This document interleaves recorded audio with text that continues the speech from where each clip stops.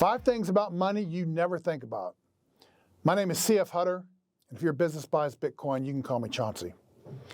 When I was a little kid, I was waiting in line in our car with my dad. This is back in the 70s, early 70s and mid 70s, I guess. And there was this gas shortage. If you were around then, you might remember that. And back when Carter was president, and we didn't have a whole lot of oil, a lot of gas for the cars. And I literally remember in line, our license plate, odd number, you could come on this day, even number, you could come on this day. And if you got out of line, the line was way down the street and it took a while to get the gas. It was strange times. And as a little kid, I'm asking my dad, what's up with the gas shortage?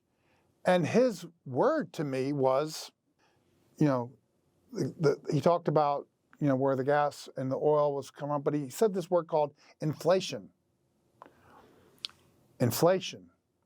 When I say that word inflation, eyes glaze over. Like everybody hears the word inflation. Yeah, we've heard that before. Okay. Nobody does anything with that word.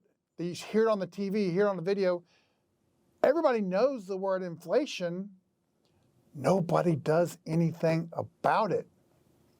So here are 5 characteristics of money that relate to inflation. Number 1, durability. Money must be able to withstand the test of time and not degrade physically or digitally.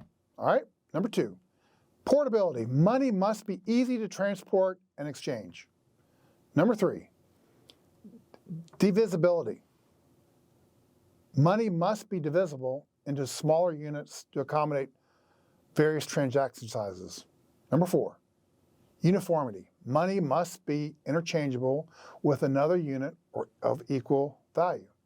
And number 5, verifiable. Money must be easy to verify for authenticity, ensuring trust in the transactions. Okay, we agree on all those 5 characteristics of money, but there's a problem. When inflation happens, the money breaks. Okay, money can have all those things. Money breaks when the debt piles on top and the debt piles up and the price of everything goes up and up and up. It doubles and doubles and doubles again. What if your paycheck at the beginning of the month was $100 and at the end of the month it was $50? What do you mean? I mean, let's say that same $100 was in your bank account and you didn't touch it by the end of the month, but normally groceries cost you $50 and now they cost you $100. Okay, the money, you might say, well, the money's not going down. The money is going down because the value of that money.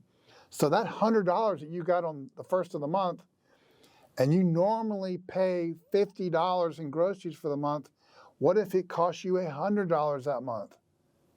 Do you see what I'm talking about? How inflation is a killer?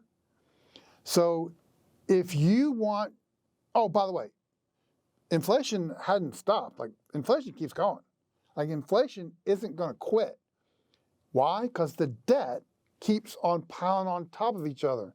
And I'm not going to give you some fancy definitions and you can go to the Ivy League business schools and get all that stuff. It's really basic to me. The more money you print, the less valuable everybody else's money is. And guess what? The politicians aren't going to stop printing money. Okay?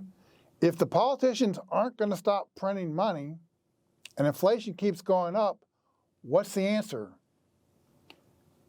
Well, keep losing half or some percentage of your value of your money, or you can buy Bitcoin. Bitcoin is an inflation hedge. Bitcoin is the future. The Bitcoin standard is how all this stuff is going to work many years down the line. Right now, it's just going to be good to have it and own it and let number go up so you get more money, wealthy. because there's going to be plenty of people that aren't going to buy Bitcoin, and they're going to be without Bitcoin years down the road, and you're going to have some. Okay, it is better for you to have the thing that's going to be the answer later, and then have it go up and be very valuable, and increase your wealth, and then to be able to leverage it and use it in the future for whenever that time is. Should you, if you don't know anything about Bitcoin, I highly suggest you take a few minutes, meaning I would just minimum 10 hours. I would take the time and learn about what you're investing in and start buying it. You want your money in Bitcoin. Right now, Bitcoin it's an asset value. It's not something that you're going to use, at least in the United States. You're not going to use it to spend. You're going to use it to save. It's a store of value. So right now, we're just storing it. It may change and be used as money years and years down the road. Right now, we are going to store value, and we are going to hedge against inflation.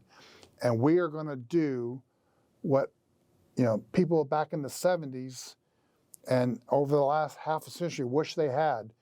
Thank God you live on the earth right now at this point where you have this option.